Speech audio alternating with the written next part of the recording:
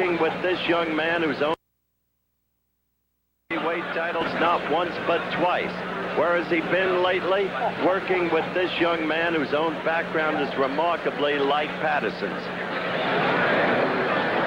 Cuss now lives in the quiet of the Catskills in upstate New York, an old soldier of the boxing wars who had faded away. But recently, he's found a new reason to get excited in the person of a 17-year-old heavyweight named Mike Tyson. Like Floyd Patterson, Mike Tyson grew up in the slums of Brooklyn, in his case here on Amboy Street in Brownsville. And like Patterson, he had a troubled boyhood, arrested at the age of 10. By the age of 13, he was in his 4th reform school. But a former fighter of custom autos was a counselor at that school, and he got Mike released in custody of his old trainer. Got him released for one last chance to save a kid. I feel that all boys growing up in the environment that he did would require help, patience, and perhaps understanding, because I tried to make him feel, and I hope I did, that I understand this kind of life. I grew up in a tough neighborhood myself. All have already fought. From the beginning, even at age 13, Mike was determined to make his mark as a boxer. And in the gym near Cuss's house, he showed a strength and determination remarkable for one so young. Won the national junior championships at 14 and at 15, stopping all his opponents by knockout. And this year, Mike won the national Golden Gloves, registering 4 KOs on the way. They seem an odd couple as they spend endless hours studying old fights. The professor preparing his student on the skills necessary for survival in a dangerous sport. When Mike's mother died last year, Cuss became his legal guardian. The effect of their relationship has been tremendous. Cuss has always been a loner in the shadowy world of boxing, but he has indeed struck a responsive chord in a young kid who appeared to be headed toward a wasted life. I couldn't hear it. Mostly it just changed my life because he helped me to deal with people. I know how to deal with people now. Before, I couldn't talk to people. I always want to be alone, and now I learned how to deal with anyone. I could talk to anyone, even about their problems. And it's like a father and son relationship. You know, even though he is my manager and trainer, sometimes I forget that because of the way we are. I can say honestly, I have a very deep affection for him. I do. To me, he's my boy. He's with me. I often say to him, you know, I owe you a lot, and he doesn't know what I mean, but I'm going to tell him now what I mean. Because if he weren't here, I probably wouldn't be alive today. The fact that he is here and doing what he's doing, and doing as well as he's doing, and improving as he has, gives me the motivation and interest to stay alive.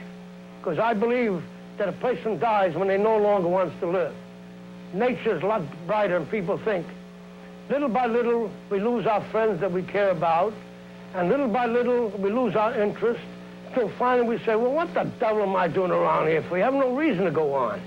But I have a reason with Mike here, and he gives me the motivation. I will stay alive, and I will watch him become a success, because I will not leave until that happens. And now, the heavyweight final, 201-pound weight limitation. Mike Tyson, whom you've already met, against Henry Tillman. Quick further word about Tyson, just extraordinary punching power. The upper body strength evident as you merely look at him. But certainly relatively minimal at this point in time. After all, just 17. But a superb teacher in custom auto. Henry Tillman, on the other hand, is an experienced fighter with a good left jab. Does not have a lot of punching power for the size and weight, but he moves well for a heavyweight. Excellent foot movement. And in this fight, as we begin the action, Tyson will have, I think, some greater difficulty in reaching him, though he goes with that right lead right there, than he had against Milligan, the young man from Princeton University, whom he finally caught in the second round and did away with.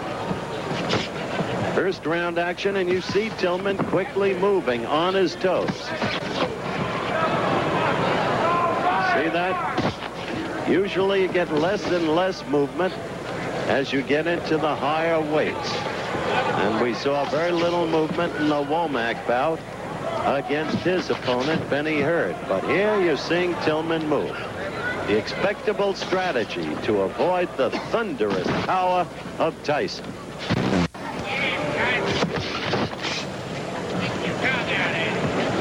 Third man in the ring in this bout is Jerry Dusenberry, another of the accomplished officials I've discussed. He will not, however, be one of the four going to L.A. to work.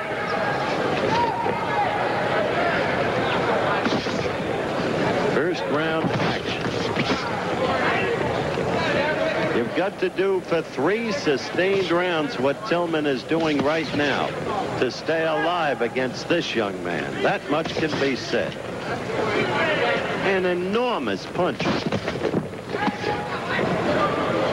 He can paralyze you with a blow to the belly if he connects.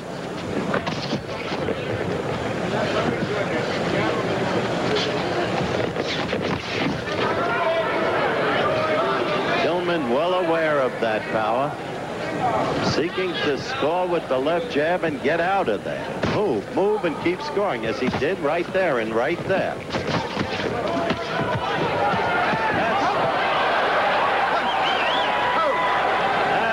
Tyson wanted. He got him against the ropes, and down he went. 7, 8.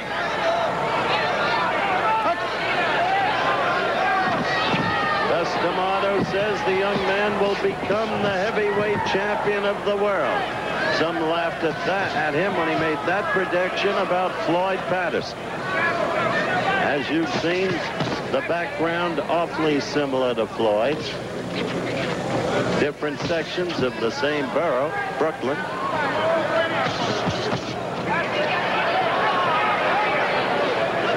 So we have had one knockdown, and we're still in the first round, coming to the end of it. But remember, the knockdown in scoring counts for no more than a good clean jab, and Tillman's landed a lot of those.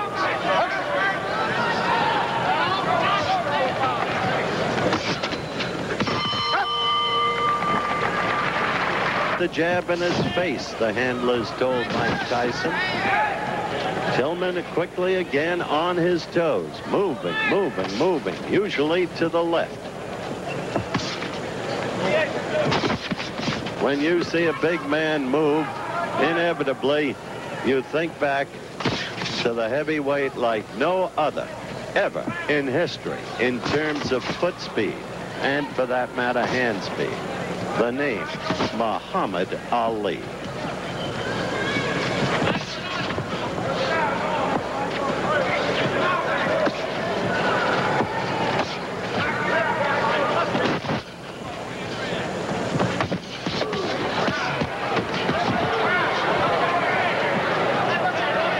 Tillman has had a prior experience in learning survival. He has been knocked down by DeWitt, the big Canadian heavyweight favored for the Olympic gold by many. He was knocked down, as I said, by DeWitt, but then came back in the next meeting and lost a toughie 3-2 to DeWitt.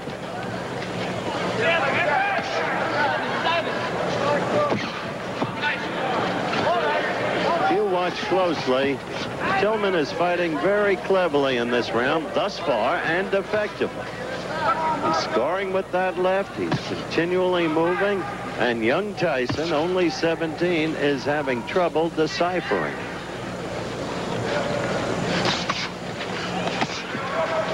Well, Tillman right there. Scored 3 blows and then a 4th. And Mike relying on that wild lunging right.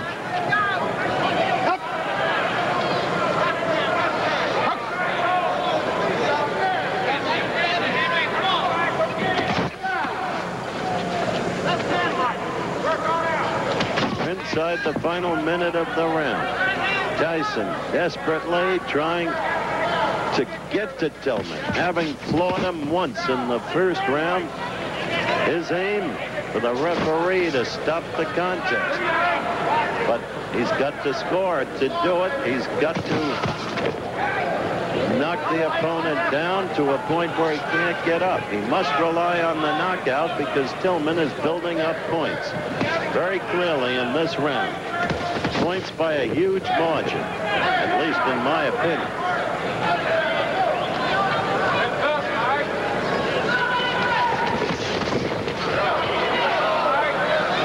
We are counting down toward the end of round 2.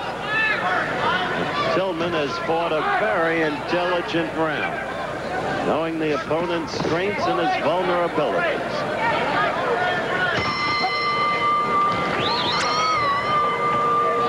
The final round, it is conceivable that the bout could hinge on this round. Tyson scored his knockdown in the first round. That by itself wouldn't win the round for him. It was a close round. Second round was overwhelmingly Tillman's. So, in the corner, they told Tyson, get him into a corner, get him against the ropes. You've got to have a big round. You've got to pour it on him. Easier said than done when you're against a more experienced fighter with much better foot movement. Still, there is that stunning power of young Tyson. But as I have mentioned several times, you go into a tournament like this, you must go in as a boxer. You can't just look for the knockout. There's Tillman flicking that left again.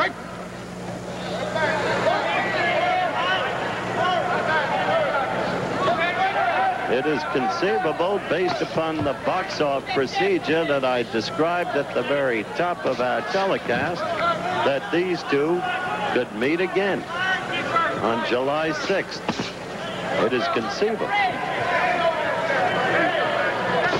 Remember, the most noteworthy opponent is selected by a duly appointed board. Coach Pat Nappy is one member and a very influential one of that board as Tillman keeps working the left. And Tyson has not been able to do what Kevin Rooney in his corner asked him to do. Get him against the ropes or get him in a corner and bang him. Yeah, right there he's trying. Tillman covering.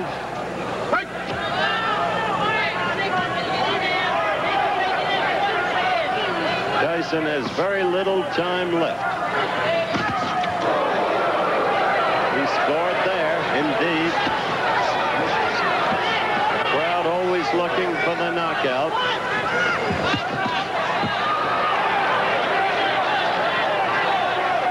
Inside of 50 seconds now left to go. Tyson scoring there with a right. In the last 30 seconds, he is suddenly connected. Not once, but several times. But look, he keeps his distance from Tillman, and he'll never knock him out that way, as Tillman just keeps working the left, using the ring, covering well there, fighting back against Tyson's attempted onslaught. And we're near the end of the fight.